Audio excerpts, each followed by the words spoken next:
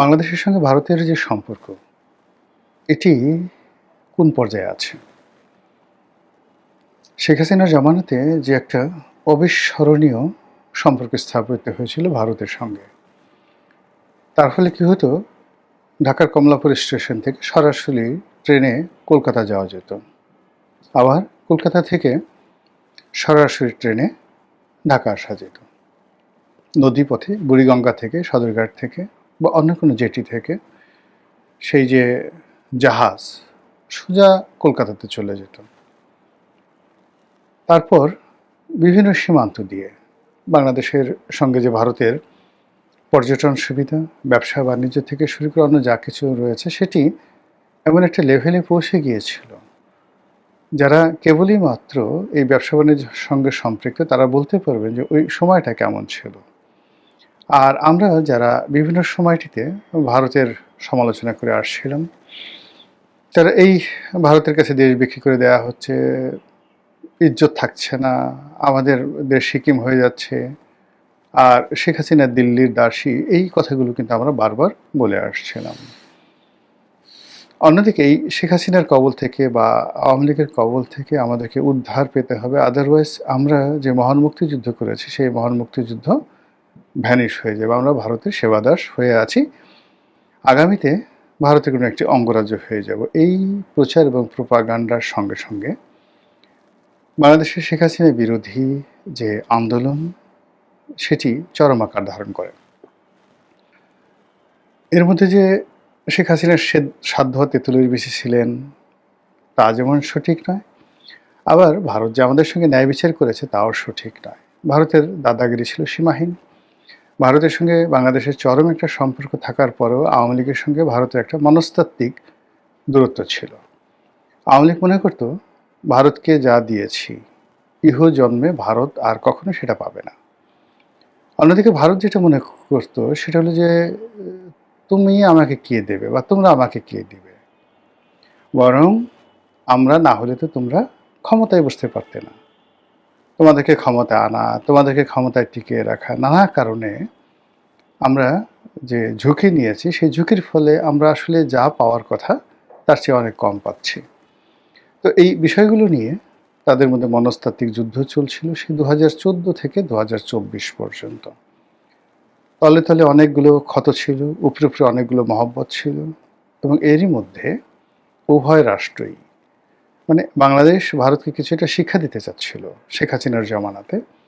তার জন্য বারবার সে আমেরিকার সাথে সম্পর্ক স্থাপন করার চেষ্টা করছে, চীনের সাথে সম্পর্ক স্থাপন করার চেষ্টা করেছে, কিন্তু ব্যর্থ হয়েছে। আবার ভারত বসে থাকেনি, তারা বাংলাদেশে যে সকল রাজনৈতিক দল রয়েছে, বিএনপি, জামাত, এমনকি ছোট ছোট যে রাজনৈতিক দল, তাদের সঙ্গে যোগাযোগ করার চেষ্টা করেছে এবং শেখ হাসিনার বিরুদ্ধে তারা যেন ঐক্যবদ্ধ হতে পারে। ভারত সেখানে রীতিমতো বিনিয়োগ, বৃহৎ বিনিয়োগ করার জন্য তারা চেষ্টা করেছে। আমি ঠিক 2021 সনের কথা বলি। বাংলাদেশে যেগুলো খুব ছোট ছোট রাজনৈতিক দল, 10-12টি ছোট ছোট রাজনৈতিক দল, যাদের সাকল্যে 20-25 জন করে কর্মী আছে, তো এই সকল যে রাজনৈতিক দল তাদের অনেকের সঙ্গে সম্পর্ক ভালো, তারা প্রায় সবাই বড় ভাই হিসেবে বা ভাই ব্রাদার হিসেবে মনে করেন, তাদের মনের কথা বলেন। তো অনেকেই এরকম আমার কাছে আসছেন পরামর্শের জন্য, যেরকম সামনে তো একটা নির্বাচন হবে, ইনক্লুসিভ নির্বাচন হবে, আমাকে তো 300 আসনে প্রার্থী দিতে হবে, টাকা কোনো সমস্যা নয়।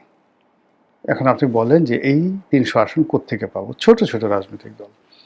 এবং আমি অবাক হয়ে ভাবলাম যে তারা যে ডায়ালগগুলো দিচ্ছে, কথাবার্তাগুলো বলছে, তো এক দলের সঙ্গে অন্য দলের কথা প্রায় হুবহু। নিঃসন্দেহে তারা অফার পেয়েছে, এবং সেই অফারটা যে তারা রয়ের কাছ থেকে পেয়েছে এতে কোনো সন্দেহ নেই। তো এ থেকে আমি বুঝলাম যে সেই 2021 সনে বা 22 সনের ওই সময়টাতে আমি যে টকশোগুলো করেছি, এই কথাগুলো আমি একাধিকবার বলেছি যে যাদের মুখ থেকে যে কথাগুলো শুনছি সেই কথাগুলো আসলে শোনার কথা নয়। 2 নম্বর হলো আমাদের সিভিল সার্ভিস, মিলিটারি সার্ভিসের সাবেক কিছু কর্মকর্তা আছেন, তারাও শেখ হাসিনার ব্যাপারে ভীষণ রকম বেপরোয়া হয়ে পড়েছিলেন। এবং সেখানে আমরা দেখেছিলাম যে মোটামুটি অনেকেই নির্বাচন করার, দল গঠন করার ব্যাপারে তারা ঐক্যবদ্ধ হচ্ছিল এবং এর সঙ্গে আমেরিকার হাত ছিল, ভারতের হাত ছিল এবং শেরাটনে সোনারগাঁয়ের মতো 5 স্টার হোটেলে বিভিন্ন মানুষ, আমি নাম বলব না, যারা আমাদের সমাজে বেশ পরিচিত। কেউ বুদ্ধিজীবী হিসেবে, কেউ সিনেমার নায়ক হিসেবে, কেউ সাংবাদিক হিসেবে তারা বিশাল, বিশাল আয়োজন করেছেন। কেউ বলেছেন তারা হয়তো তৎকালীন ডিজিএফআই এর পয়সায় করেছেন, কেউ বলছেন রয়ের পয়সায় করেছেন। কিন্তু এই পুরো প্রক্রিয়াটি আসলে শেখ হাসিনা বিরোধী ছিল এবং এটা ভারতের মদতে হয়েছিল। বেশ কয়েকজন সাংবাদিক, ব্যবসায়ী তাদের বাসায় নিয়মিত বৈঠক হতো। এমনকি শেখ হাসিনার যে প্রেস সচিব ছিলেন নাঈমুল ইসলাম খান, বহু বছর ধরে তার বাসায় কিন্তু নানা রকম বৈঠক হতো। জিল্লুর রহমানের বাসায় বৈঠক হতো, প্রয়াত মেয়র আনিসুল হকের বাসায় বৈঠক হতো, আব্দুল আল মিন্টু সাহেবের বাসায় বৈঠক হতো এবং সেখানে সকল রাজনীতিক যারা নেতৃবৃন্দ রয়েছেন, ব্যবসায়ী রয়েছেন, তারা একত্রিত হতেন এবং সেখানে যে কথাগুলো হতো সেই কথাগুলো আপনি যদি মেলান অলমোস্ট সেম। তো এই চক্রান্তের মধ্যেই শেখ হাসিনা ক্ষমতা চালিয়ে গেছেন। ভারত তার সাথে সম্পর্ক রক্ষা করেছে। রাজপথে বিএনপি আন্দোলন চালিয়ে গেছে এবং জামাতও আন্দোলন চালিয়ে গেছে। কিন্তু কেউ কোনো কুল কিনারা পাচ্ছিলেন না। তো সেই কুল কিনারার মধ্যেই হঠাৎ করে অলান্নে ছাড়লেন বারুদের মতো এই যেটাকে বলা হয় কোটা বিরোধী আন্দোলন, এটি ছড়িয়ে পড়ে। আন্দোলনের মাঠ উত্তপ্ত হয়েছিল এবং সেখানে যে রাজনৈতিক পট পরিবর্তন হয়, পট পরিবর্তনের প্রেক্ষাপটে ডক্টর মোহাম্মদ ইউনূসের সরকার গঠন, তারপর তার উপদেষ্টা মণ্ডলী গঠন, পরবর্তীতে তার অনেকগুলো সিদ্ধান্ত, আমাদের দেশ অশান্ত হয়ে যাওয়া এবং বাইরে থেকে বিভিন্ন ইউটিউবার যারা আছে তাদের উস্কানিতে একের পর এক মবে সারা দেশ উত্তাল হয়ে 18 মাসে মোটামুটি বাংলাদেশকে একটা মাচ্ছান্নয় অবস্থা করে ফেলেন ডক্টর মোহাম্মদ ইউনূস। এর ফলে আমেরিকা এবং ভারত তারা যে পরিকল্পনা করেছিল, যে মাস্টার প্ল্যান করেছিল এবং শেখ হাসিনাকে যেভাবে একটা শিক্ষা দিতে চেয়েছিল, এটি তাদের জন্য বুমেরাং হয়ে যায়। এখন যে কথাটি আপনারা সবাই জানেন যে জনাব তারেক রহমান সাহেবের সঙ্গে সেই ইলেকশনের অনেক আগের থেকেই দিল্লি একটা ভালো সম্পর্ক স্থাপন করতে চেয়েছে এবং সেই সম্পর্কটি এতটা মানে যাকে বলা হয় দৃঢ়তার সাথে তারা করতে চেয়েছে যে বেগম খালেদা জিয়ার শেষকৃত্যে অর্থাৎ জানাজাতে স্বয়ং ভারতের পররাষ্ট্রমন্ত্রী এস জয়শঙ্কর তিনি উপস্থিত হয়েছিলেন এবং এস জয়শঙ্কর এই মুহূর্তে ভারতের অত্যন্ত গুরুত্বপূর্ণ একজন ব্যক্তি, দুজন ব্যক্তি জনাব নরেন্দ্র মোদীর কাছে খুবই গুরুত্বপূর্ণ। একজন এস জয়শঙ্কর আর একজন হলেন অজিত দোভাল। তো ডক্টর মোহাম্মদ ইউনূস জয়শঙ্কর এবং অজিত দোভালের সঙ্গে বৈঠক করার জন্য প্রাণান্ত চেষ্টা করেছেন। এমনকি তিনি যখন বাংলাদেশে এসেছেন সংসদ ভবনে, যখন জয়শঙ্কর বসেছিলেন তারেক রহমান সাহেবের সঙ্গে, তখন খলিলুর রহমান যিনি পররাষ্ট্র উপদেষ্টা এখন আছেন এবং ওই সময়টাতে নিরাপত্তা উপদেষ্টা ছিলেন, তার সঙ্গে অজিত দোভালের একটা সম্পর্ক ছিল এবং এখনও আছে। তো তিনি প্রাণান্ত চেষ্টা করেছিলেন যে সংসদ ভবনে অ্যাটলিস্ট তাদের মধ্যে একটি হ্যান্ডশেক হোক, করমর্দন হোক, অর্থাৎ ডক্টর মোহাম্মদ ইউনূসের সঙ্গে। তখনও তিনি বাংলাদেশের প্রধানমন্ত্রীর পদমর্যাদায় উপদেষ্টা, প্রধান উপদেষ্টা, কিন্তু সেটি জয়শঙ্কর করেননি। ইউনূসের প্রতি তাদের যে ঘৃণা, ভারতের যে ঘৃণা এমন একটা পর্যায়ে চলে গেছে, সেই ঘৃণা এখন রীতিমতো প্রতিহিংসায় পরিণত হয়েছে। ভারত যদি জীবিত থাকে, নরেন্দ্র মোদী জীবিত থাকে, অজিত দোভাল জীবিত থাকে, তাহলে ডক্টর মোহাম্মদ ইউনূসের যে বাকি জীবন, এটা জমানায় তারেক মানে যদি থাকে বা অন্য যে কোনো জমানা আসে, যেভাবে হোক না কেন ইউনূসকে ভারত স্বস্তিতে থাকতে দেবে না। আমেরিকা কোনো অবস্থাতে তাকে রাখবে না। ঘৃণাটা ওই পর্যায়ে গিয়েছিল।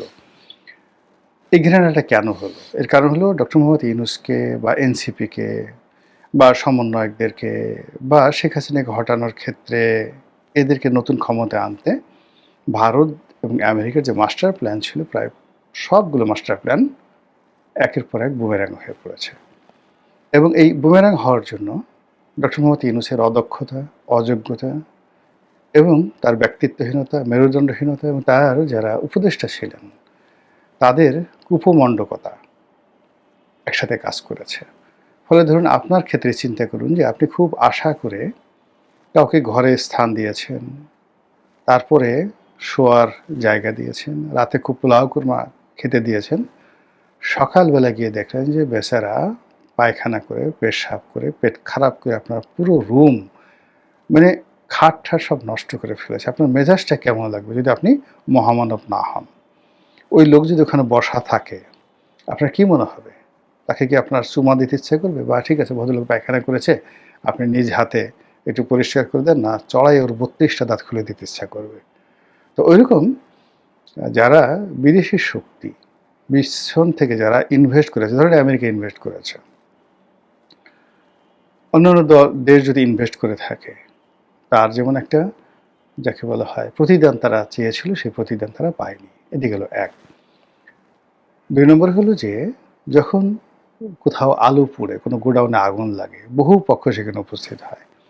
তো বাংলাদেশে শেখ হাসিনার অবর্তমানে প্রায় সবাই ঝাঁপিয়ে পড়েছে এই দেশ দখল করার জন্য, এই দেশ থেকে সুবিধা নেওয়ার জন্য। সেটা পাকিস্তান, চীন, আমেরিকা, ভারত, সবাই, এমনকি ইউরোপীয় ইউনিয়ন সবাই এখানে, এমনকি ফ্রান্স, তারাও ঝাঁপিয়ে পড়েছে। কিন্তু এখানে ডক্টর মোহাম্মদ ইউনূসকে চাপে ফেলে যেভাবে একটা চুক্তির মধ্যে আমেরিকা তাকে জড়াতে পেরেছে, অন্য কেউ এখানে কিছু করতে পারেনি। সবাই এখানে আলু ভর্তা তো দূরের কথা, আলুর যে মানে চামড়া, এটাও তারা পায়নি।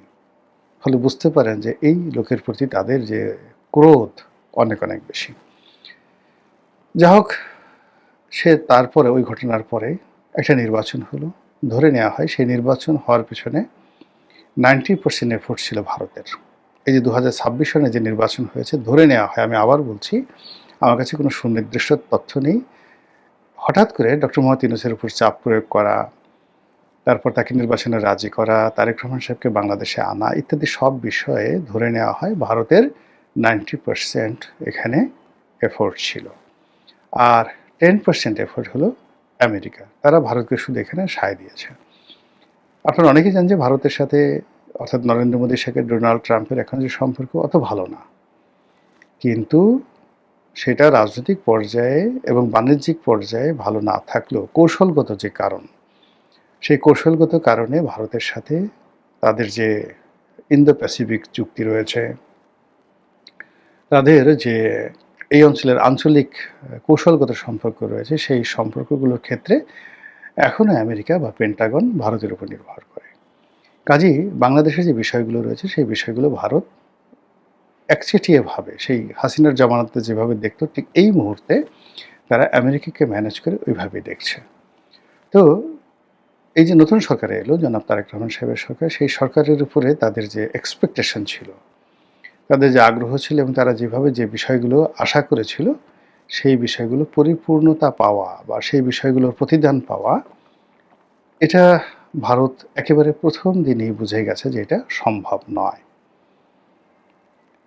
যে জনপ্রিয়তা, যে দক্ষতা বা যে দৃঢ়তা মোটামুটি দরকার ভারতকে একটা সুবিধা দেওয়ার জন্য, একটা করিডর দেওয়ার জন্য, ভারতের সঙ্গে কৃত যে চুক্তিগুলো রয়েছে, কিংবা এই গত ১.৫ বছরে ভারতের যে ক্ষয়ক্ষতি হয়েছে বাংলাদেশের সঙ্গে সম্পর্ক না থাকার কারণে, এগুলো পুষিয়ে নেওয়ার জন্য বর্তমান সরকারের যে একটা কমিটমেন্ট থাকা দরকার, সেই কমিটমেন্টটি তারা দেখাতে পারছে না।